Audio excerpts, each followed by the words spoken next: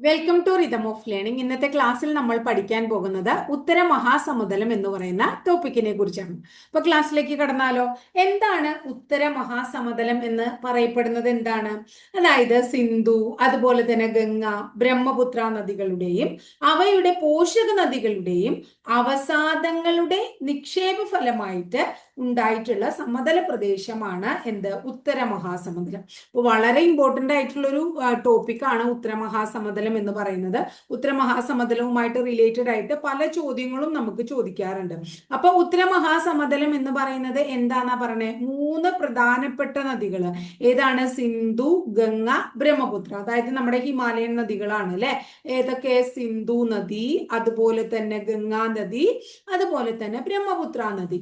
ഈ 3 നദികളും വഹിച്ചുകൊണ്ടുവരുന്ന അവസാദങ്ങൾ അല്ലെങ്കിൽ അവയുടെ അവശിഷ്ടങ്ങൾ, അതിന്റെ അവസാദ നിക്ഷേപത്തിന്റെ ഫലമായിട്ട് രൂപം കൊണ്ട സമതലത്തെയാണ് ഉത്തര മഹാസമുദ്രം എന്ന് പറയുന്നത്. അതുകൊണ്ട് തന്നെ ഇതിന് സിന്ധു, ഗംഗ, ബ്രഹ്മപുത്ര സമതലം എന്ന മറ്റൊരു പേരും കൂടി ഉണ്ട്. അപ്പോൾ ഉത്തര സമതലം എന്ന് പറഞ്ഞാലും സിന്ധു, ഗംഗ, ബ്രഹ്മപുത്ര സമതലം എന്ന് പറഞ്ഞാലും രണ്ട് പറഞ്ഞാലും ഒന്നാണെന്ന് മനസ്സിലാക്കാം.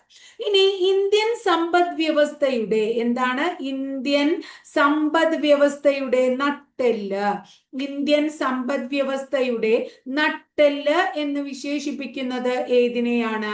ഉത്തര മഹാസമുദ്രത്തെയാണ്. ഇന്ത്യൻ സമ്പദ് വ്യവസ്ഥയുടെ നട്ടെല്ല് എന്നറിയപ്പെടുന്നത് ഏതാണ്? ഉത്തര മഹാസമുദ്രമാണ്. അതുപോലെ തന്നെ ഇന്ത്യയുടെ ധാന്യപ്പുര എന്നറിയപ്പെടുന്നതും ഉത്തര മഹാസമുദ്രമാണ്. ഇന്ത്യയുടെ ധാന്യപ്പുര. ഭാരതീയ സംസ്കാരത്തിന്റെ ഈറ്റില്ലം എന്നറിയപ്പെടുന്നു. എന്താണ്? ഭാരതീയ സംസ്കാരത്തിന്റെ ഈറ്റില്ലം. അപ്പൊ എന്തൊക്കെ പേരുകളാണ് അല്ലെ? ഭാരതീയ സംസ്കാരത്തിന്റെ ഈറ്റില്ലം എന്ന് അറിയപ്പെടുന്നു. ഭാരതീയ സംസ്കാരത്തിന്റെ ഈറ്റില്ലം എന്ന് അറിയപ്പെടുന്നു. അപ്പൊ ഉത്തര മഹാസമുദ്രം സിന്ധു, ഗംഗ, ബ്രഹ്മപുത്ര നദികളുടെയും അവയുടെ പോഷക നദികളുടെയും അവസാദ നിക്ഷേപ ഫലമായിട്ട് രൂപം കൊണ്ട സമതലമാണ്. സിന്ധു, ഗംഗ, ബ്രഹ്മപുത്ര സമതലം എന്നും ഇതറിയപ്പെടുന്നു. ഇന്ത്യൻ സമ്പദ് വ്യവസ്ഥയുടെ നട്ടെല്ലാണ്. ഇന്ത്യയുടെ ധാന്യപ്പുര എന്നറിയപ്പെടുന്നു. ഭാരതീയ സംസ്കാരത്തിന്റെ ഈറ്റില്ലം എന്നും ഇത് അറിയപ്പെടുന്നു. ലോകത്തിലെ അതാണ് പ്രധാനം, ലോകത്തിലെ ഏറ്റവും വിസ്തൃതമായ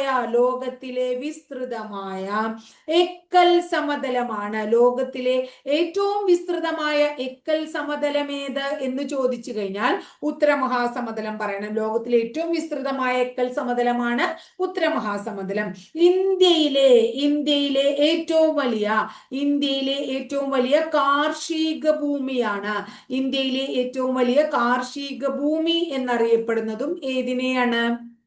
നമ്മുടെ ഈ ഉത്തര മഹാസമുദ്രത്തെയാണ്. അതുപോലെ തന്നെ ഇന്ത്യയിൽ തന്നെ ഏറ്റവും കൂടുതൽ ജനസംഖ്യയുള്ള പ്രദേശവും ഈ സമതലമാണ്. ഇന്ത്യയിൽ ഏറ്റവും കൂടുതൽ ജനസംഖ്യയുള്ള പ്രദേശവും ഇവിടെയാണ്. അപ്പൊ ഒന്നും കൂടെ പറഞ്ഞേ നിങ്ങൾ. ഇന്ത്യൻ സമ്പദ് വ്യവസ്ഥയുടെ നട്ടെല്ലാണ്, ഇന്ത്യയുടെ ധാന്യപ്പുരയാണ്, ഭാരതീയ സംസ്കാരത്തിന്റെ ഈറ്റില്ലം എന്നറിയപ്പെടുന്നു, ലോകത്തിലെ വിസ്തൃതമായ എക്കൽ സമതലമാണ്, ഇന്ത്യയിൽ ഏറ്റവും വലിയ കാർഷിക ഭൂമിയാണ്, ഇന്ത്യയിൽ ഏറ്റവും കൂടുതൽ ജനസംഖ്യയുള്ള പ്രദേശമാണ്. ഇതൊക്കെ ഏതാണ്? ഉത്തര മഹാസമുദ്രമാണ്. ഇനി ഉത്തര മഹാസമുദ്ര മേഖലയിൽ കൃഷി ചെയ്യുന്ന പ്രധാനപ്പെട്ട വിളകൾ ഏതെല്ലാമാണ്? ഏതൊക്കെ വിളകളാ കൃഷി ചെയ്യുന്നത്? ഏതൊക്കെയാണ്? ഗോതമ്പ് കൃഷി ചെയ്യുന്നുണ്ട് ഇവിടെ, അതുപോലെ തന്നെ ചോളം കൃഷി ചെയ്യുന്നുണ്ട്. ഗോതമ്പ്, ചോളം, നെല്ല്, അതുപോലെ തന്നെ കരിമ്പ്. ഗോതമ്പ്, ചോളം, നെല്ല്, കരിമ്പ്, അതുപോലെ പരുത്തി, പയർവർഗ്ഗങ്ങൾ ഒക്കെ തന്നെ എവിടെ കൃഷി ചെയ്യുന്നുണ്ട്? ഉത്തര മഹാസമുദ്രത്തിൽ കൃഷി ചെയ്യുന്നവയാണ്. ഗോതമ്പ്, ചോളം, നെല്ല്, കരിമ്പ്, പരുത്തി, പയറുവർഗ്ഗങ്ങൾ എന്നിവ കൃഷി ചെയ്യുന്നു. ഇനി ഉത്തര മഹാസമുദ്രത്തിൽ സ്ഥിതി ചെയ്യുന്ന പ്രധാനപ്പെട്ട സംസ്ഥാനങ്ങൾ ഏതൊക്കെയാണ്? ഉത്തര മഹാസമുദ്രത്തിൽ സ്ഥിതി ചെയ്യുന്ന പ്രധാനപ്പെട്ട സംസ്ഥാനങ്ങൾ: 1 രാജസ്ഥാൻ. ഏതാണ്? രാജസ്ഥാൻ. അടുത്തത് പഞ്ചാബ്. രാജസ്ഥാൻ, പഞ്ചാബ്. അടുത്തത് ഏതാണ്? ഹരിയാന. രാജസ്ഥാൻ, പഞ്ചാബ്, ഹരിയാന. അടുത്തത് ഉത്തർപ്രദേശ്, പിന്നെ west Bengal, next one Bihar, അതുപോലെ തന്നെ ആസാം. ഇതൊക്കെ തന്നെ എവിടെ സ്ഥിതി ചെയ്യുന്നതാണെന്നാണ് നമ്മൾ പറയുന്നത്? ഉത്തര മഹാസമതലത്തിൽ സ്ഥിതി ചെയ്യുന്ന സംസ്ഥാനങ്ങളാണ് എന്ന് പറയും. അപ്പൊ ഉത്തര മഹാസമതലത്തിലെ സംസ്ഥാനങ്ങളാണ് രാജസ്ഥാൻ, പഞ്ചാബ്, ഹരിയാന, ഉത്തർപ്രദേശ്, വെസ്റ്റ് ബംഗാൾ, ബീഹാർ, ആസാം.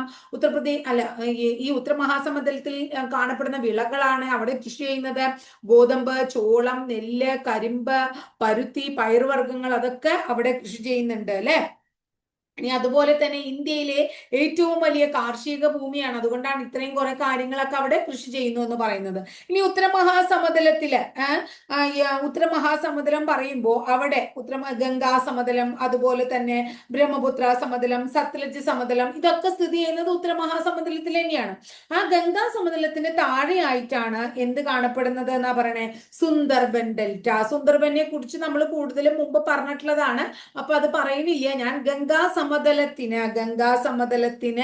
എന്താണ് കീഴ്ഭാഗത്തായി, ഗംഗാ സമതലത്തിന് കീഴ്ഭാഗത്തായി സുന്ദർബൻ കാണപ്പെടുന്നു. അപ്പൊ ലോകത്തിലെ ഏറ്റവും വലിയ ഡെൽറ്റയാണെന്നും ഏറ്റവും വലിയ കണ്ടൽക്കാടാണെന്നൊക്കെ നമുക്ക് പഠിച്ചിട്ടുണ്ട്. അപ്പോൾ ഗംഗാ സമതലത്തിന് താഴെയായിട്ടാണ്. ഗംഗാ സമതലം ഉത്തര മഹാസമതലത്തിന്റെ ഭാഗമാണ്, അതൊക്കെ ഒന്ന് ഓർത്തു വെക്കണം കേട്ടോ. ഇനി ഈ ഉത്തര മഹാസമതലത്തിലെ പ്രധാനപ്പെട്ട 4 ഭൂപ്രദേശങ്ങൾ കാണപ്പെടുന്നു. ഉത്തര മഹാസമതലത്തിൽ പ്രധാനപ്പെട്ട 4 ഭൂപ്രദേശങ്ങൾ കാണപ്പെടുന്നു.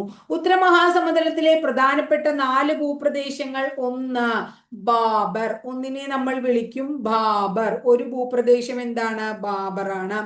രണ്ടാമത്തെ ഭൂപ്രദേശമാണ് ടെറായ്. എന്താണ് രണ്ടാമത്തത്? ടെറായ് എന്ന് പറയുന്ന ഭൂപ്രദേശം. മൂന്നാമത്തെ ഭൂപ്രദേശമാണ് ബംഗർ. ഏതാണ്? ബംഗർ. അപ്പൊ ഉത്തര മഹാസമുദ്രത്തിലെ ഭൂപ്രദേശങ്ങളെ കുറിച്ചാണ് പറയണേ കേട്ടോ. നാലാമത്തത് ഖാദർ. നാലാമത്തത് ഏതാണ്? ഖാദർ. അപ്പൊ ബാബർ, ടെറായ്, ബംഗർ, ഖാദർ തുടങ്ങിയ ഉത്തര മഹാസമുദ്രത്തിലെ 4 ഭൂപ്രദേശങ്ങളാണ് എന്ന് മനസ്സിലാക്കുക. ഇനി എന്താണ് ബാബർ എന്ന് പറയുന്നത്? ബാബർ എന്താണ്? എക്കൽ അവസാദങ്ങൾക്കിടയിൽ ജലപ്രവാഹം അപ്രത്യക്ഷമാകുന്ന പ്രദേശം. അതായത് ഇത് ബാബറിന്റെ പ്രത്യേകത, ഇത് തീരെ ആദ്യം ഞാൻ അങ്ങനെ കുറച്ച് ഭയങ്കര ഗംഭീരമായിട്ട് പറയുമ്പോൾ നിങ്ങൾക്ക് ബുദ്ധിമുട്ടാവും. ഇത് കൃഷിക്ക് തീരെ പറ്റില്ല. അത് ആദ്യം നമ്മൾ മനസ്സിലാക്കാം മക്കളെ. കൃഷി എന്നുള്ള പരിപാടി എവിടെ പറ്റില്ല? ബാബർ എന്ന് പറയുന്ന ഭൂപ്രദേശത്ത് പറ്റില്ല. അതായത് ഇത് സിവാലിക് മലനിരകള്, സിവാലിക്, ഹിമാചൽ ശിവാലിക് എന്ന് പറയുന്ന മലനിരകൾ ഉണ്ടല്ലോ, ആ സിവാലിക് മലനിരകൾക്ക് സമാന്തരമായിട്ടാണ് ഇത് കാണപ്പെടുന്നത്. ഇവിടുത്തെ പ്രത്യേകത എന്താണെന്നറിയോ? ഇവിടെ നിറച്ച് പാറ കഷ്ണങ്ങളാണ്. എന്താണ്? പാറ കഷ്ണങ്ങളാണ്. അപ്പൊ പാറ കഷ്ണങ്ങൾ നിറഞ്ഞ ഒരു ഇടുങ്ങിയ പ്രദേശമാണ് ബാബർ എന്ന് പറയുന്നത്. അപ്പോ ജലപ്രവാഹം തീരില്ല. അപ്പൊ ഇവിടെ എന്തില്ല? ജലപ്രവാഹം ഇല്ലാത്തതാണ്. അതുകൊണ്ട് തന്നെ എന്താണ് നമ്മൾ മനസ്സിലാക്കേണ്ടത്? കൃഷിക്ക് അനുയോജ്യമല്ല. അത്രയും ഓർത്താൽ മതി. ഇനി ടെറായ് എന്ന് പറഞ്ഞിട്ടുണ്ടെങ്കിൽ എന്താ പറയുന്നത്? സസ്യജാലങ്ങൾ തഴച്ചു വളരുന്നതാണ്. ബാബറുമായിട്ട് റിലേറ്റഡ്, ബാബറിന്റെ തെക്ക് ഭാഗത്ത്, അതായത് ബാബറിന്റെ തെക്ക് ഭാഗത്താണ് ഇത് കാണപ്പെടുന്നത്. എന്തിന്റെ തെക്ക് ഭാഗത്ത്? ബാബർ പ്രദേശത്തിന്റെ തെക്ക് ഭാഗത്ത് കാണപ്പെടുന്ന ഭാഗമാണ് ടെറായിട്ടോ. ഇവിടെ എന്ത് കാണാം? സസ്യജാലങ്ങളെ ധാരാളം കാണാം. സസ്യജാലങ്ങൾ ധാരാളം തഴച്ചു വളരുന്നുണ്ട്, സസ്യജാലങ്ങളുണ്ട്. ഇവിടെ വളരെ പ്രധാനപ്പെട്ട ഒരു നാഷണൽ പാർക്ക് സ്ഥിതി ചെയ്യുന്നുണ്ട്. ഉത്തർപ്രദേശിലെ ദുദ്വ നാഷണൽ പാർക്ക്. ഉത്തർപ്രദേശിലെ ദുദ്വ നാഷണൽ പാർക്ക് ടെറായ് പ്രദേശത്താണ് കാണപ്പെടുന്നത്. ഇപ്പൊ ഇന്ത്യ പാകിസ്ഥാൻ വിഭജനം ഉണ്ടായില്ലേ? അപ്പൊ വിഭജനത്തിന് ശേഷം പാകിസ്ഥാനിലെ കുറെ കുടിയേറ്റക്കാർ വന്നു. അപ്പൊ പാക് കുടിയേറ്റക്കാർക്ക് വേണ്ടിയിട്ട് കൃഷിഭൂമിക്ക് വേണ്ടി ഒരുക്കിയ പ്രദേശമാണ്. പാക് കുടിയേറ്റക്കാർക്ക് എന്താണ്? കൃഷി ചെയ്യാൻ വേണ്ടി ഒരുക്കിയ ഭൂപ്രദേശമാണ് എന്ത് പറയുന്നത്? ടെറായ്. ഇവിടെ അത്യാവശ്യം സസ്യജാലങ്ങളൊക്കെ കാണുന്നുണ്ട്. ഇത് ബാബറിന്റെ തെക്ക് ഭാഗത്ത് കാണപ്പെടുന്നു എന്ന് മനസ്സിലാക്കാം. ഇനി ഉത്തര മഹാസമതലത്തിൽ ഏറ്റവും വിസ്തൃതമായിട്ടുള്ള പ്രദേശം എന്ന് പറയുന്നത് ബംഗറാണ്. ഏറ്റവും വിസ്തൃതമായിട്ടുള്ള പ്രദേശം ബംഗറാണ്. വിസ്തൃതമായിട്ടുള്ള പ്രദേശം. ഇവിടെ പഴയ എക്കൽ നിക്ഷേപം ഉണ്ട്. പഴയ എക്കൽ നിക്ഷേപം. ഉത്തര മഹാസമുദ്രത്തിലെ പഴയ എക്കൽ നിക്ഷേപം കാണപ്പെടുന്ന പ്രദേശം ഏതാണെന്ന് ചോദിച്ചു കഴിഞ്ഞാൽ നമ്മൾ ബംഗർ എന്ന് പറയണം. ഉത്തര മഹാസമുദ്രത്തിൽ പഴയ എക്കൽ നിക്ഷേപം കാണപ്പെടുന്ന പ്രദേശമാണ് ബംഗർ.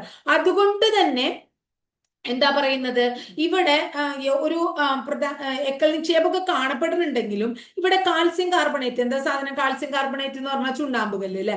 ഈ ചുണ്ണാമ്പ് കല്ല് ധാരാളം കാണപ്പെടുന്നുണ്ട്. ചുണ്ണാമ്പ് കല്ല് ധാരാളം കണ്ട എന്താ പ്രത്യേകത, അതായത് ഇവിടുത്തെ മണ്ണിൽ ചുണ്ണാമ്പ് കല്ലിന്റെ അംശങ്ങൾ ധാരാളം ഉള്ളത് കൊണ്ട് ഇവിടെ കൃഷിഭൂമിക്ക് അനുയോജ്യമല്ല. അത് അങ്ങനെ പറഞ്ഞാൽ എന്താ പറയാം, ഫലഭൂയിഷ്ടമായിട്ടുള്ളൊരു പ്രദേശമല്ല എന്ന് നമുക്ക് പറയാം. അപ്പൊ ചുണ്ണാമ്പ് കല്ല് കാണുന്നുണ്ട് എന്ന് ഓർത്താൽ മതി. അപ്പൊ ഫലഭൂയിഷ്ടമല്ല.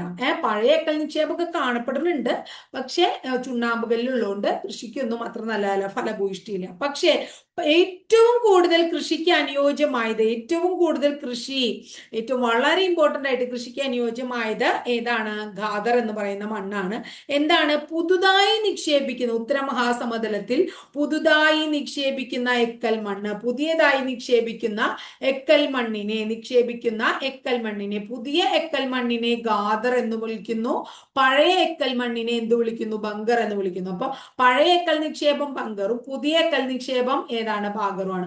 പഴയ എക്കൽ നിക്ഷേപത്തില് എക്കലൊക്കെ ആണെങ്കിൽ കൂടി ചുണ്ണാമ്പുകല്ലുള്ളതുകൊണ്ട് കൃഷിക്കൊന്നും നല്ലതല്ല, വിസ്തൃതമായിട്ടുള്ള പ്രദേശമാണ്. പക്ഷെ ഖാദർ കൃഷിക്ക് നല്ല അനുയോജ്യമാണ്, കാരണം പുതിയതായിട്ട് നിക്ഷേപിക്കുന്ന എക്കൽ മണ്ണാണ് അവിടെ എന്താ പറയുന്നത് ഉള്ളത്. ഇവിടെ ഒട്ടും തന്നെ നമ്മുടെ ചുണ്ണാമ്പുകല്ലുകൾ ഇല്ലാത്തത് കൊണ്ട് ഈ ഭാഗം വളരെ നല്ലതാണ്. അപ്പോൾ നമ്മൾ എന്താ മനസ്സിലാക്കിയ, ഉത്തരമഹാസമുദ്രത്തിൽ പ്രധാനപ്പെട്ട 4 ഭൂപ്രദേശങ്ങളുണ്ട്.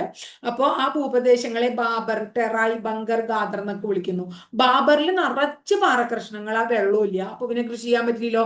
ടെറായി ആണെങ്കിൽ ബാബറിന്റെ തെക്ക് ഭാഗത്താണ്, സസ്യജാലങ്ങളൊക്കെ കാണപ്പെടുന്നുണ്ട്, കൃഷിയൊന്നും കുഴപ്പമൊന്നുമില്ല.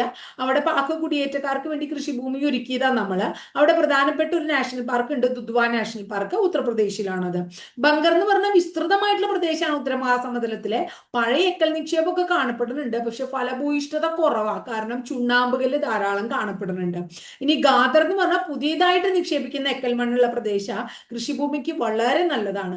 അപ്പൊ പഴയ എക്കൽ മണ്ണ് പുതിയ എക്കൽ മണ്ണ് എന്ന് പറഞ്ഞാൽ ഖാദറും, പഴയ എക്കൽ മണ്ണ് എന്ന് പറഞ്ഞിട്ടുണ്ടെങ്കിൽ ബങ്കറുമാണ് നമ്മൾ പറയാം. പക്ഷെ ബങ്കർ പഴയതാണ്, നല്ല അടിഞ്ഞു കൂടിയതൊക്കെ ആണെങ്കിൽ കൂടി എന്താ പ്രശ്നം വെച്ചിട്ടുണ്ടെങ്കിൽ ചുണ്ണാമ്പുകല്ലുള്ളതുകൊണ്ട് അവിടെ കൃഷി പറ്റില്ല കേട്ടോ.